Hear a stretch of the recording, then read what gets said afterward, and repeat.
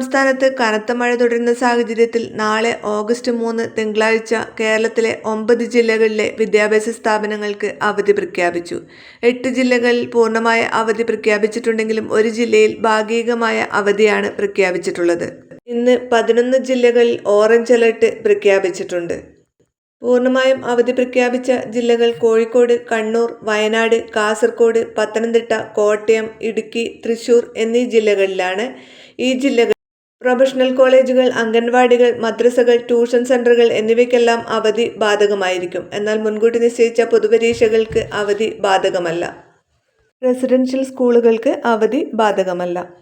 ഭാഗികമായി അവധി പ്രഖ്യാപിച്ചിരിക്കുന്നത് ആലപ്പുഴ ജില്ലയിലെ കുട്ടനാട്, ചെങ്ങന്നൂർ താലൂക്കുകളിലെ വിദ്യാഭ്യാസ സ്ഥാപനങ്ങൾക്കും ജില്ലയിൽ നിലവിൽ ദുരിതാശ്വാസ ക്യാമ്പുകൾ പ്രവർത്തിക്കുന്ന സ്കൂളുകൾക്കും മാത്രമാണ് അവധി.